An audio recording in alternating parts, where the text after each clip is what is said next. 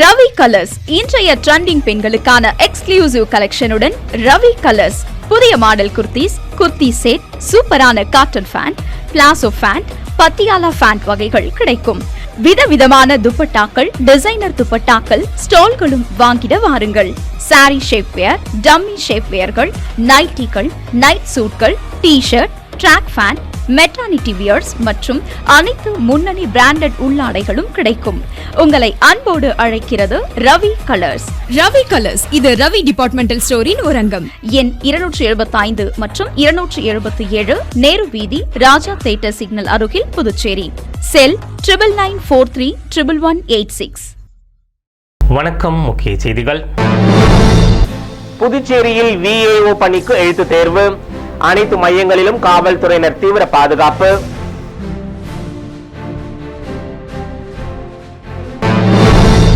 வில்லியனூர் அருகே பயங்கர ஆயுதங்களுடன் பதுங்கியிருந்த ரவுடி கும்பல் கைது. காவல்துறையினர் தீவிர விசாரணை. லாஸ்பேட்டையில் ஓட்டு திருட்டு விழிப்புணர்வு கையெழுத்து பிரச்சார நிறைவு விழா. காங்கிரஸ் கட்சி நிர்வாகிகள் பலர் பங்கேற்பு. தென்பெண்ணை ஆற்றில் வெள்ள அபாய எச்சரிக்கை. புதுச்சேரியில் உள்ள கரையோர மக்கள் பாதுகாப்பான இடத்திற்கு செல்ல அறிவுறுத்தல்.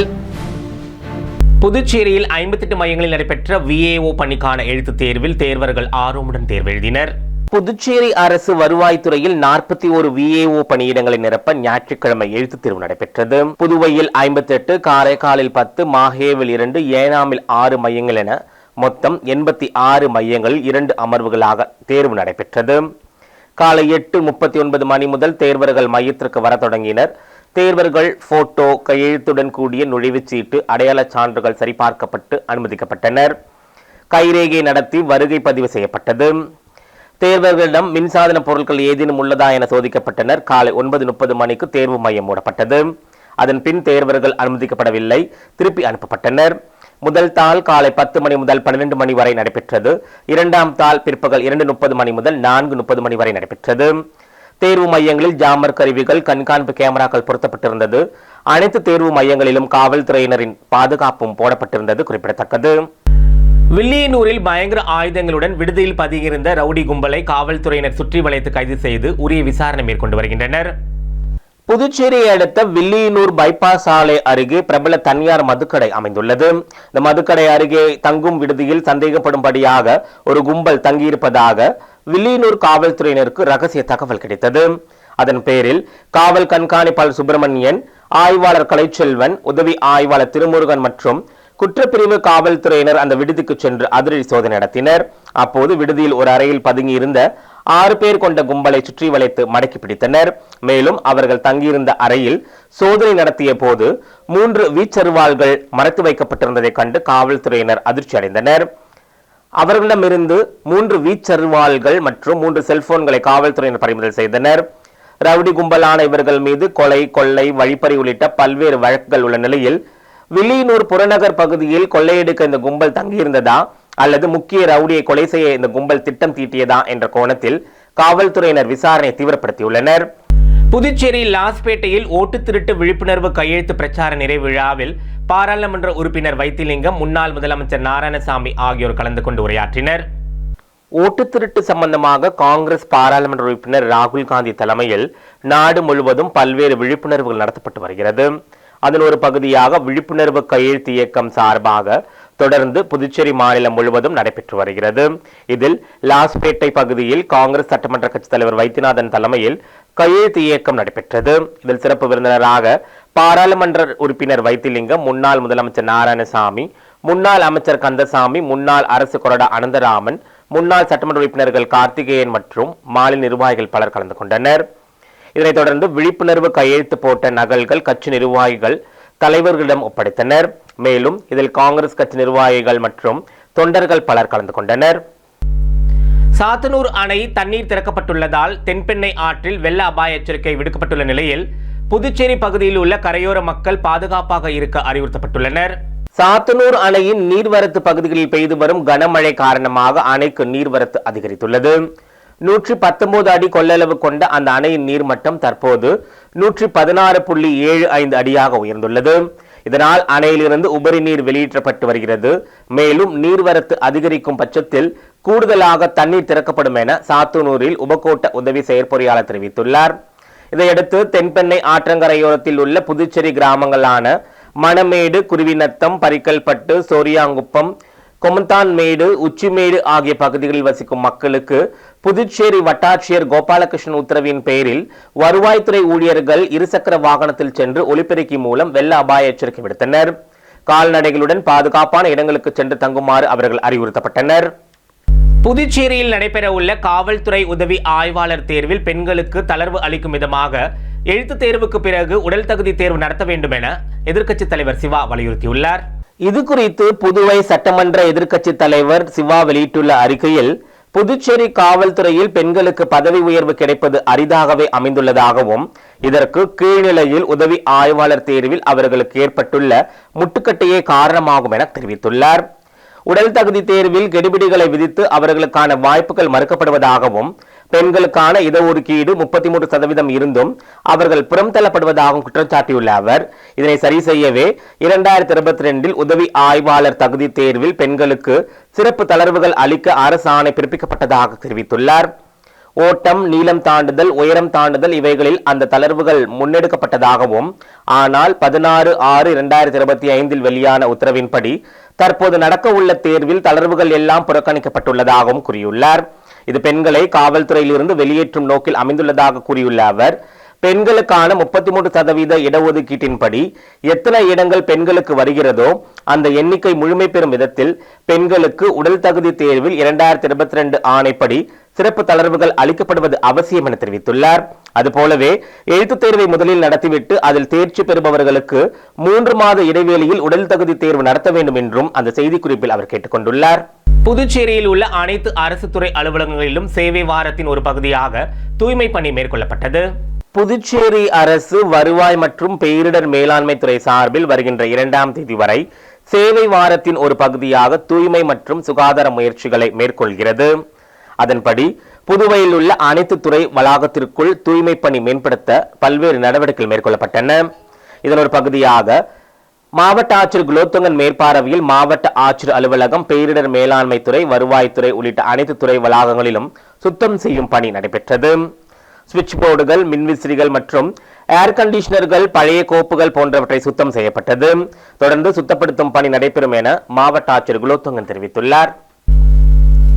புதுச்சேரியில் தணிக்கை குழு குற்றச்சாட்டு மீது சட்டமன்ற குழு விசாரணை நடத்தி நடவடிக்கை எடுக்க வேண்டும் என அதிமுக மாநில செயலாளர் அன்பழகன் வலியுறுத்தியுள்ளார். இது குறித்து புதுவை மாநில அண்ணா திராவிட முன்னேற்ற கழக செயலாளர் அன்பழகன் வெளியிட்டுள்ள அறிக்கையில், மத்திய தணிக்கை குழு சட்டமன்றங்களில் சமர்ப்பிக்கும் ஊழல்கள், முறைகேடுகள், இழப்பீடுகள் குறித்து உரிய விசாரணை நடத்தி தவறு செய்தவர்கள் மீது சட்ட ரீதியான நடவடிக்கை எடுக்க சட்டமன்ற பொது கணக்கு குழு, மதிப்பீட்டு குழு என்ற 2 அமைப்புகள் உள்ளதாகவும் அரசு அதிகாரிகள் செய்யும் தவறுகளின் மீது உரிய நடவடிக்கை எடுக்க எதிர்க்கட்சிகளுக்கு இந்த 2 கமிட்டிகளுக்கும் தலைவர் பதவி வழங்குவது மரபாகும் என குறிப்பிட்டுள்ளார். அதன் அடிப்படையில் மதிப்பீட்டு குழுவுக்கு திமுகவை சேர்ந்தவர் தலைவராக நியமனம் செய்யப்பட்டு அந்த கமிட்டியில் 10க்கும் மேற்பட்ட சட்டமன்ற உறுப்பினர்களாக உள்ளதாகவும் இதில் பெரும் பங்கு வகிக்கும் பொது கணக்கு குழுவிற்கு ஆளும் கட்சியை சேர்ந்தவரே தலைவராக உள்ள நிலையில் ஆண்டுதோறும் தவறு செய்கின்ற அதிகாரிகள் மீது எவ்வித நடவடிக்கையும் அவரால் எடுக்க வாய்ப்பில்லை என தெரிவித்துள்ளார். தலைமை தணிக்கை அதிகாரியால் கடந்த 10 ஆண்டுகளுக்கு மேலாக மொத்தம் 316 குற்றச்சாட்டுகளில் மின்துறையில் மட்டும் 257 குற்றச்சாட்டுகளில் சுமார் 27 கோடி ரூபாய்க்கு மேல் துறை அதிகாரிகளால் ஊழல், முறைகேடுகள் நடந்துள்ளதாக பல கட்ட விசாரணைக்கு பிறகு குற்றம் சாட்டியுள்ளது என்றும் இந்த ஒரு குற்றச்சாட்டை முன்னுதாரணமாக எடுத்து பொது கணக்கு குழு, மதிப்பீட்டு குழு ஆகிய 2ம் இணைந்து அதிகாரிகளுக்கு உரிய சம்மன் அனுப்பி விசாரணை செய்து உண்மை எனில் சம்பந்தப்பட்ட அதிகாரிகள் மீது சட்ட ரீதியான நடவடிக்கை எடுக்க சட்டமன்றத்திற்கு பரிந்துரை செய்ய வேண்டும் என புதுவை மாநில அண்ணா திராவிட முன்னேற்ற கழக செயலாளர் அன்பழகன் கேட்டுக்கொண்டுள்ளார். புதுச்சேரியில் ஒரே நாளில் 10 பேரிடம் 2 லட்சம் ரூபாய்க்கு மேல் இணைய வழி மோசடி கும்பல் ஏமாற்றியதை அடுத்து சைபர் கிரைம் காவல்துறையினர் வழக்கு பதிவு செய்து விசாரித்து வருகின்றனர். புதுச்சேரி மூலகுளத்தை சேர்ந்த பெண் ஒருவர் தோழி ஒருவரின் அறிவுரையின் பெயரில் ஆன்லைனில் முதலீடு செய்தால் அதிக லாபம் கிடைக்கும் என்பதை நம்பி 1,11,400 ரூபாயை பல்வேறு தவணைகளாக முதலீடு செய்துள்ளார். அவர் முதலீட்டிற்கு கிடைத்த லாபத்தை வங்கிக் கணக்குக்கு மாற்ற முயன்ற போது முடியவில்லை. இதனால் தான் மோசடி செய்யப்பட்டதை அறிந்து அதிர்ச்சி அடைந்தார். இதேபோல் பாகூரை சேர்ந்த நபரின் செல்போனுக்கு வந்த ஆன்லைன் முகவரிக்கு சென்ற போது 45,266 ரூபாயும், முத்தியால்பேட்டை சேர்ந்தவரிடமும் 30,000 மற்றொருவரிடம் 12,600க்கும் அபே செய்யப்பட்டிருந்தது. ஐயங்குட்டி பாளையத்தை சேர்ந்த பெண் ஒருவர் பேப்பர் பிளேட் உள்ளிட்ட பொருட்கள் வாங்க ஆன்லைன் மூலம் 27,500 ரூபாய் செலுத்தி ஏமாந்துள்ளார். முத்தியால்பேட்டையை சேர்ந்த பெண்ணிடம் குறைந்த வட்டிக்கு கடன் தருவதாக கூறி 13,750 ரூபாயும், பாகூரை சேர்ந்த நபரிடம் 6,889 ரூபாய் என மொத்தம் புதுவையை சேர்ந்த 10 பேரிடம் 2,70,678 ரூபாய் மோசடி நடந்துள்ளது. இது குறித்து சைபர் கிரைம் காவல்துறையினர் வழக்கு பதிவு செய்து விசாரித்து வருகின்றனர். புதுச்சேரி லாஸ்பேட்டை தொகுதியில் காங்கிரஸ் கட்சி சார்பில் உள்ளாட்சி தேர்தலை நடத்த வலியுறுத்தி பேரணி நடைபெற்றது.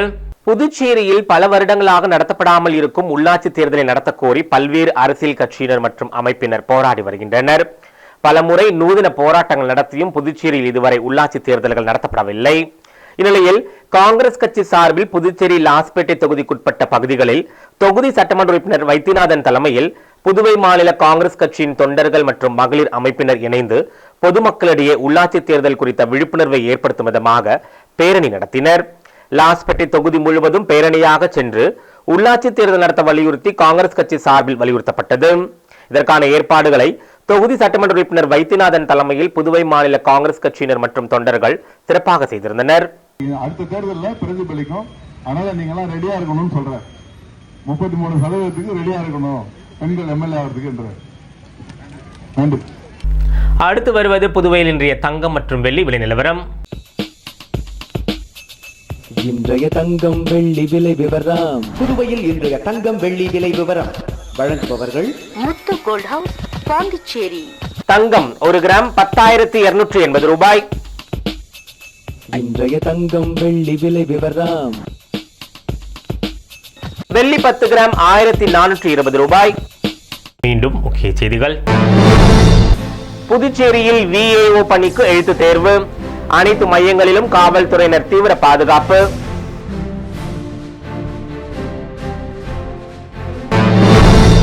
வில்லியனூர் அருகே பயங்கர ஆயுதங்களுடன் பதுங்கியிருந்த ரவுடி கும்பல் கைது. காவல்துறையினர் தீவிர விசாரணை. லாஸ்பேட்டையில் ஓட்டு திருட்டு விழிப்புணர்வு கையெழுத்து பிரச்சார நிறைவு விழா.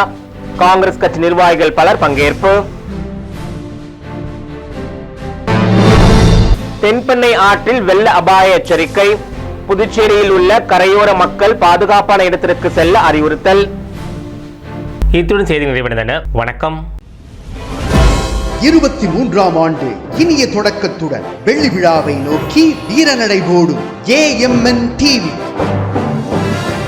2020 டிஜிட்டல் தளத்தில் அடியெடுத்து வைத்த AMN YouTube news channel Puducherry, France மற்றும் உலகமெங்கிலிருந்தும் 1 லட்சம் சப்ஸ்கிரைபர்களுடன் 3 கோடி பார்வையாளர்களை கடந்து அனைவரின் ஏகோபித்த ஆதரவுடன் உள்ளூர் தொலைக்காட்சிகளிலேயே அதிக சப்ஸ்கிரைபர்களுடன் நம்பர் 1 நியூஸ் சேனலாக உங்கள் முன் AMN TV Pondicherry YouTube channel.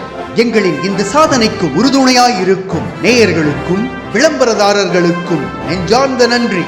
AMN YouTube channel, இது நம்ம ஊரு சேனல்.